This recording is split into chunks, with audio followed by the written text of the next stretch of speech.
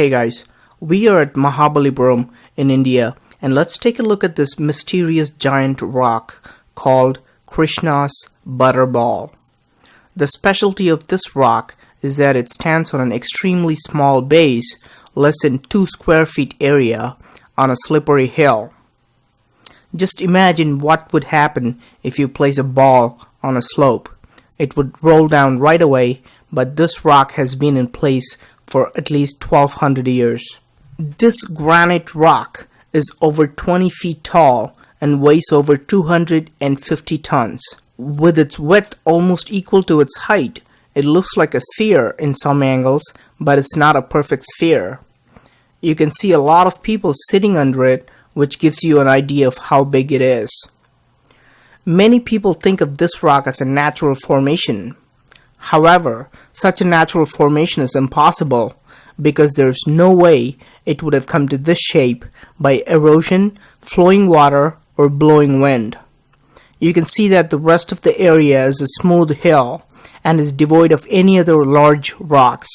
So if it's not a natural formation, who could have put it here?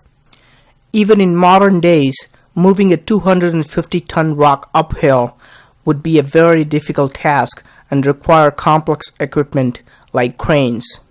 How was it done 1200 years ago? The base of the rock is somehow firmly glued to the hill below. In fact, in 1908, Arthur Lawley, who was the governor of Madras, thought that this rock was too dangerous and would slide off the hill any time. So he ordered that the rock be pushed down. 7 elephants were used in tandem to push the rock down. But the rock didn't even move an inch. The governor finally gave up on this impossible task. We know that an elephant can push or pull 6 tons. That's a pushing power of 42 tons for 7 elephants, and the butterball perched on a 2 square feet base did not even move. Is it clamped underneath? Is there something hidden underneath? Now, here's the more interesting question. If it was impossible to push this rock downhill, how was it pushed uphill? If it's humanly impossible now, we are left to think about if it was done by humans at all. Could this technical superiority have come from extraterrestrials? Let's take a look at how the rock stands on the hill. The point of contact is less than 2 square feet. Even a layman knows that a wide base is important for a structure to last longer. How does a 250-ton rock stand on less than 2 square feet base? Just imagine if you would be able to construct a 3-story building with no foundation, on a slope, and with a base of 2 square feet. Even though this rock is popularly known as Krishna's Butterball, this was not the original name of the rock.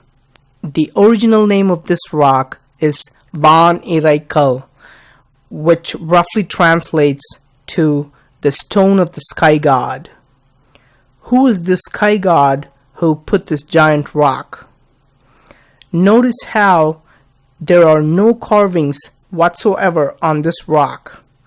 In fact, this is the only structure in Mahabalipuram which has no carvings at all. It is said that the Pallava king Narasimhavarman gave specific orders that the rock of the sky god should never be touched by sculptors. So the rock must have been there even before the Pallava king Narasimhavarman, who ruled in 7th century AD. It's important to understand about the slippery hill on which the rock stands. This hill looks like it is 30 feet tall. This is not the original height of the hill because the land level here keeps rising.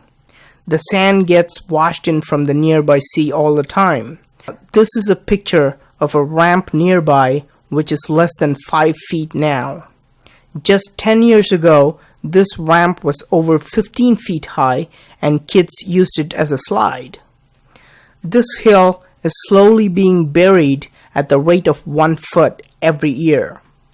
Now imagine how tall this hill would have been 1200 years ago. It would have been a very tall mountain, over 1,000 feet high.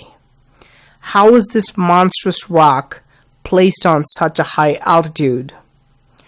If you compare this rock with other ancient structures, it's bigger and heavier than the monolithic stones of Ollantaytambo, Peru. No matter who placed Krishna's butterball here, it will be a reminder that our understanding of history is incomplete. I hope you like this video, and please do let me know what you think. Whether you agree with me or not, your comment is very valuable, and a lot more of videos about mysterious places are coming up, so please do subscribe to my channel. Thank you very much for watching, and talk to you soon.